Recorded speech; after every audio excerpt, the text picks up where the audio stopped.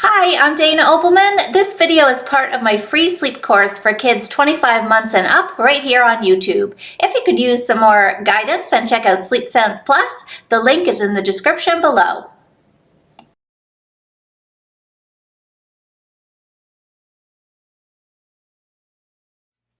Welcome back.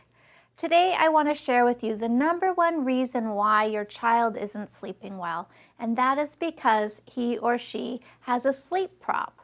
You might have heard that word before if you've done any kind of research already into why your baby's not sleeping well. We all, us sleep experts, use the word sleep prop all over the place. So let me tell you a little bit more about what a sleep prop is and why it's problematic.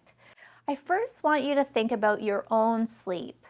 When you get yourself ready for bed every night, you probably find that you do it in the same order every single night. You have a little bedtime routine that you do. You wash your face, you brush your teeth, you get your pajamas on, and you tend to do this in the same order every night without even really thinking about it.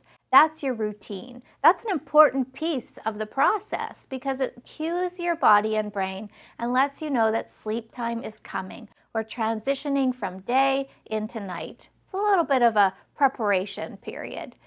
Then when you climb into bed, you will most likely notice now that you have some strategies that you've collected along the way that help you make the journey into sleep easier. Most people have the same side of the bed, right? You sleep on the same side of the bed, whether you're at home or in a hotel, you've got a side. You probably have a pillow that's very special to you. Perhaps you need water on the bedside table, you need your earplugs on standby, maybe need the window open just so. All of these little things are your strategies for sleep.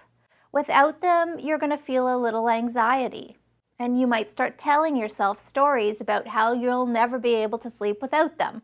And that anxiety, we do know that anxiety is going to play a role in how we fall asleep. It's not conducive, really, to falling asleep well. So all of these things help you keep your anxiety low and everything's the same. We're very protective and habitual about how we get ourselves to sleep. Then when we are ready for sleep to come, we tend to do a few very habitual things there too. We might start off relaxing on our backs, thinking about our day until we feel calm and ready for sleep to come. And then we usually turn into our favorite sleeping position, whatever that is, and that finishes off the job for us. On average, it takes anywhere from 5 to 20 minutes to fall asleep, and that's completely within the realm of normal. So what you do with that time is pretty important and probably very specific and routine.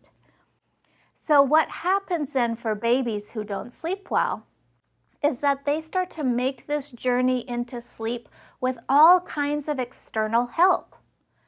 That external help shows up in the form of breastfeeding to sleep, bottle feeding to sleep, sucking on a pacifier until I fall asleep, being rocked to sleep, being driven to sleep, being lulled in a swing. I mean, anything really that a child begins to think she needs in order for sleep to come. So think of sleep like a journey. A is wide awake. Over here, B, that's asleep. How do you get yourself from A to B? That's the trickiest spot. And so your baby is using something to help her get to sleep. So all of her strategies for sleep are externally based on you doing something for her or helping her with something to get into that journey. So the skills are not internalized. So then what happens in the night is we all have naturally occurring wake-ups in the night. That is completely normal for you to wake up anywhere from 2 to 5 times a night. Hopefully, it's so brief that you don't even register it. You don't have any memory of it in the morning. Those are good quality nights. And some nights maybe you do actually wake up and go to the bathroom or drink water, and those are a bit more fragmented. But a baby will have a naturally occurring wake up somewhere in the night. And if the prop's not there, that external help isn't there, she doesn't really know how to do this without it. That's the crux of the issue right there.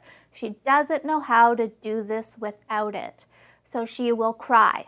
And they usually cry right away as soon as they wake up because they're tired, they'd like to go back to sleep, and they need the help. So in you come with whatever the prop is, and you help her get herself back into sleep again. This is happening, 1, 5, 10 times a night. That part doesn't really matter. The part that matters is that she's using that prop as a way to get back to sleep. So what I'd like you to do today, before we even get started into night 1, is jot down what your baby sleep prop is. Now, typically there's a primary sleep prop, the one that she uses almost all of the time, and there can be a secondary or even a third sleep prop that you use on occasion. So think about every single thing you do to help your baby get to sleep and write that down, circle the primary one, and then look at the other ones as well. We're going to eliminate all of them so that she can start to learn independent strategies for getting herself to sleep. And once she's mastered that, you've got a superstar sleeper on your hands. Isn't that exciting? Bye. Bye for now.